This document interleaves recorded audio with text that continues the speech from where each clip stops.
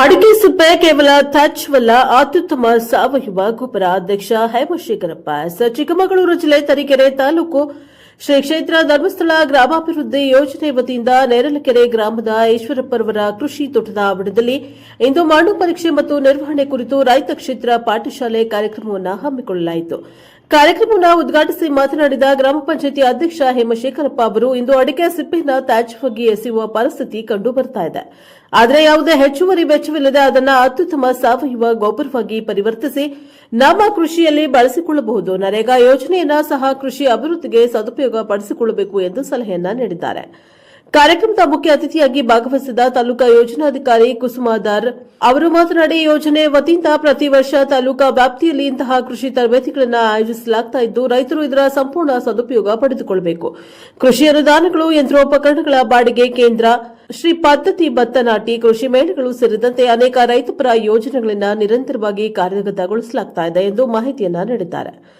ಕಾರ್ಯಕ್ರಮದ ಸಂಪನ್ಮೂಲ ವ್ಯಕ್ತಿಯಾಗಿ ಆಗಮಿಸಿದ ತೋಟಗಾರಿಕೆ ಉಪ ಸಹಾಯಕ ನಿರ್ದೇಶಕ ಧನಂಜಯ್ ಅವರು ಪ್ರಾತ್ಯಕ್ಷಿಕ ಮೂಲಕ ತಿಳಿಸಿದ್ದಾರೆ. ಅಡಿಕೆ ಸುಲಿದ ನಂತರ ಸಿಪ್ಪೆಯನ್ನ ಎಲ್ಲೆಂದರಲ್ಲಿ ಬಿಸಾಡುವುದರಿಂದ ಅಗ್ನಿ ಅವಘಡಗಳಿಗೂ ಕಾರಣವಾಗುತ್ತಿದೆ. ಇದಕ್ಕೆ ಪರ್ಯಾಯವಾಗಿ ಸಿಪ್ಪೆಯನ್ನ ಸ್ವಲ್ಪ ಒಣಗಿಸಿದ ನಂತರ ಸಗಣಿ, ಗಂಜಳ ಮತ್ತು ಕೃಷಿ ವಿಶ್ವವಿದ್ಯಾಲಯದ ಸೂಕ್ಷ್ಮಾಣು ಜೀವಿಗಳ ಮಿಶ್ರಣವನ್ನ ಬೆರೆಸಿದ್ರೆ ಕೆಲವೇ ದಿನಗಳಲ್ಲಿ ಸಿಪ್ಪೆ ಕೊಳೆಯುತ್ತದೆ. ನಂತರ ಎರೆಹುಳುವನ್ನ ಬಳಸಿದ್ರೆ ಅದು ಶ್ರೇಷ್ಠ ಗುಣಮಟ್ಟದ ಸಾವಯವ ಗೊಬ್ಬರವಾಗಿ ರೂಪುಗೊಂಡು ಬೆಳೆಗಳಿಗೆ ಬಹಳ ಉಪಯುಕ್ತವಾಗುತ್ತದೆ ಎಂದು ಹೇಳಿದ್ದಾರೆ.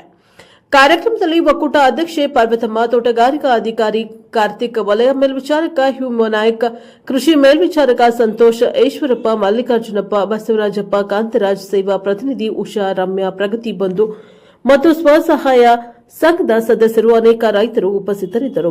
ಬ್ಯೂರೋ ರಿಪೋರ್ಟ್ ಪ್ರದೀಪ್ ಹೆಚ್, ಎನ್ಕೆಎಸ್ ಟಿವಿ 4 ತರೀಕೆರೆ. ಬೇರೆ ಬೇರೆ ಇವತ್ತು ಬೆಳೆಗಳ ಒಂದು ಕುರಿತಾಗಿ ಅವರಿಗೆ ವಿಶೇಷವಾದ ಮಾಹಿತಿಯನ್ನ ಇವತ್ತು ಅಧ್ಯಯನ ಪ್ರವಾಸಗಳ ಮೂಲಕ ನಾವು ರೈತರಿಗೆ ಅಧ್ಯಯನ ಪ್ರವಾಸವನ್ನು ಏರ್ಪಡಿಸುವ ಮೂಲಕ ಬೇರೆ ಬೇರೆ ಹೊಸ ಕೃಷಿಗಳ ಒಂದು ಅನುಷ್ಠಾನ ಮಾಡುವಂಥದ್ದು ಇರ್ಬೋದು. ಅದರಲ್ಲಿ ಬರ್ತಕ್ಕಂಥ ಏನು ಸಮಸ್ಯೆಗಳಿದೆ ಅದಕ್ಕೆ ಹೇಗೆ ಪರಿಹಾರವನ್ನ ಕಂಡುಕೊಳ್ಳುವಂಥದ್ದು, ಇದು ರೈತರೊಂದಿಗೆ ಸಂವಾದ ಮಾಡುವ ಮೂಲಕ ಇವತ್ತು ಎಷ್ಟೋ ರೈತರು ಅದರ ಪ್ರಯೋಜನವನ್ನ ಪಡ್ಕೊಂಡಿದ್ದಾರೆ. ಅದರ ಜೊತೆಗೆ ಇವತ್ತು ನಮ್ಮಲ್ಲಿ ಬರ್ತಕ್ಕಂಥ ಒಂದು ನಿರಂತರ ಅನ್ನುವಂಥ ಮಾಸಪತ್ರಿಕೆಯಲ್ಲಿ ಕೂಡ ಈಗ ಕೃಷಿಗೆ ಪೂರಕವಾಗಿ ಹಲವಾರು ಮಾಹಿತಿ ಕಾರ್ಯಕ್ರಮಗಳನ್ನ ಈ ಒಂದು ಆ ನಿರಂತರ ಪತ್ರಿಕೆಯಲ್ಲಿ ಇವತ್ತು ಎಷ್ಟೋ ಯಶೋಗಾಥೆಗಳು, ಅವನು ಕೃಷಿಯಲ್ಲಿ ಹೇಗೆ ಅವನು ಇದನ್ನ ಲಾಭದಾಯಕವಾಗಿ ಮಾಡಿಕೊಂಡಿದ್ದಾನೆ ಅನ್ನುವ ರೀತಿಯಲ್ಲಿ ಇವತ್ತು ಹಲವಾರು ಯಶೋಗಾಥೆಗಳನ್ನು ಈ ಒಂದು ನಿರಂತರ ಪುಸ್ತಕದಲ್ಲಿ ಪ್ರಕಟ ಮಾಡುವ ಮೂಲಕ ಬಹಳಷ್ಟು ರೈತರು ಇದರ ಪ್ರಯೋಜನವನ್ನು ಕೂಡ ಪಡ್ಕೊಳ್ಳಿಕ್ಕೆ ಸಾಧ್ಯತೆ ಆಗಿದೆ.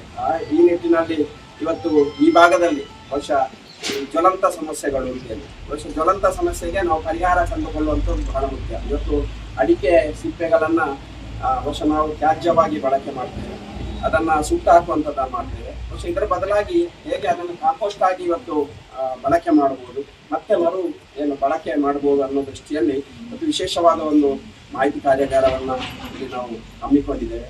ಹಾಗಾಗಿ ಇವತ್ತು ರೈತರು ಮಣ್ಣು ಪರೀಕ್ಷೆ ಮಾಡಿಯೇ ನಾವು ಆ ಬೆಳೆಗಳನ್ನ ಹಾಕಬೇಕು ಅನ್ನುವಂಥದ್ದು. ಬಹುಶಃ ತೋಟಗಾರಿಕೆ ಇಲಾಖೆ, ಕೃಷಿ ಇಲಾಖೆಯವರಿಗೆ ಇದಕ್ಕೆ ಪೂರಕವಾಗಿ ಹಲವಾರು ಕಾರ್ಯಕ್ರಮಗಳನ್ನ ಇಟ್ಟುಕೊಳ್ತಾರೆ. ಯಾಕೆಂದ್ರೆ ಯಾವ ಮಣ್ಣಿಗೆ ಯಾವ ಬೆಳೆ ಸೂಕ್ತ ಅನ್ನುವಂಥದ್ದನ್ನು ತಿಳ್ಕೊಂಡು ನಾವು ಕೃಷಿ ಮಾಡಿದಾಗ ಬಹುಶಃ ಅದು ಒಳ್ಳೆಯ ಇಳುವರಿಯನ್ನು ಪಡ್ಕೊಳ್ಳಿಕ್ಕೆ ಸಾಧ್ಯತೆ ಇದೆ ಅನ್ನೋ ನಿಟ್ಟಿನಲ್ಲಿ. ಅದರ ಜೊತೆಗೆ ಬೆಳೆಗಳ ನಿರ್ವಹಣೆ, ಇವತ್ತು ಅದಕ್ಕೆ ನೀರು ಕೊಡುವಂಥದ್ದು ಇರ್ಬೋದು. ಬಹುಶಃ ನಾವು ಕೂಡ ಇವತ್ತು ನನಗೆ ಊಟ ಮಾಡಲಿಕ್ಕೆ ಸಾಧ್ಯತೆ ಇದೆ ಅಂತ ಹೇಳಿ ಬೇಕಾದಷ್ಟು ಅಗತ್ಯಕ್ಕಿಂತ ಹೆಚ್ಚು ಊಟ ಮಾಡಿದರೆ ನಮಗೆ ಏನು ಅಜೀರ್ಣ ಆಗ್ಬೋದು ಅಥವಾ ಏನೋ ಕಾಯಿಲೆಗಳು ಬರ್ಬೋದು. ಅದೇ ರೀತಿ ನಮ್ಮಲ್ಲಿ ನೀರು ಇದೆ ಅಂತ ಹೇಳಿ ಅಡಿಕೆ ತೋಟಕ್ಕೆ ಬೇಕಾದಷ್ಟು ನೀರನ್ನು ಹಾಯಿಸಿದಾಗ ಬಹುಶಃ ಅಲ್ಲಿ ಕೂಡ ಅದಕ್ಕೆ ಏನು ರೋಗ ರುಜಿನಗಳು ಬರುವಂಥದ್ದು ನಾವು ಗಮನಿಸಿರುವಂಥದ್ದು. ಹಾಗಾಗಿ ಎಷ್ಟು ನೀರು ಬೇಕೋ ಅಷ್ಟನ್ನು ಅದಕ್ಕೆ ಕೊಡಬೇಕು, ಎಷ್ಟು ಪೋಷಕಾಂಶಗಳು ಬೇಕೋ ಅದು ಯಾವ ಯಾವ ಪೋಷಕಾಂಶಗಳು ಬೇಕೋ ಬಹುಶಃ ಆ ರೀತಿಯಲ್ಲಿ ಒದಗಿಸಿದಾಗ ಮಾತ್ರ ಆ ಒಂದು ಬೆಳೆ ಚೆನ್ನಾಗಿ ಇಳುವರಿಯನ್ನು ಕೊಡಲಿಕ್ಕೆ ಸಾಧ್ಯತೆ ಇದೆ. ಹಾಗಾಗಿ ಈ ನಿಟ್ಟಿನಲ್ಲಿ ನಮ್ಮ ತೋಟಗಾರಿಕಾ ಅಧಿಕಾರಿಗಳು ಇವತ್ತು ಬಂದಿದ್ದಾರೆ, ಅವರು ಹೆಚ್ಚಿನ ಮಾಹಿತಿಯನ್ನು ಎಲ್ಲರಿಗೂ ಕೂಡ ಕೊಡಲಿಕ್ಕಿದ್ದಾರೆ. ಹಾಗಾಗಿ ಎಲ್ಲರೂ ಕೂಡ ರೈತರು ಇವತ್ತು ಈ ಮಾಹಿತಿಯನ್ನ ತಿಳ್ಕೊಂಡು ನಮ್ಮ ಕೃಷಿಯನ್ನು ನಾವು ಅನುಷ್ಠಾನ ಮಾಡಬೇಕು ಅನ್ನುವಂಥ ಮಾಹಿತಿಯನ್ನು ತಮ್ಮೆಲ್ಲರಿಗೂ ಹೇಳ್ತಾ ಇವತ್ತು ಈ ಒಂದು ಕಾರ್ಯಕ್ರಮದಲ್ಲಿ ಭಾಗವಹಿಸಿ ಈ ಒಂದು ಧರ್ಮಸ್ಥಳ ಗ್ರಾಮಾಭಿವೃದ್ಧಿ ಯೋಜನೆ ನಡೆಸುವಂಥ ಕೃಷಿಗೆ ಪೂರಕವಾದ ಕಾರ್ಯಕ್ರಮಗಳ ಬಗ್ಗೆ ಮಾಹಿತಿ ಕೊಡಲಿಕ್ಕೆ ಅವಕಾಶ ಮಾಡಿಕೊಡಲು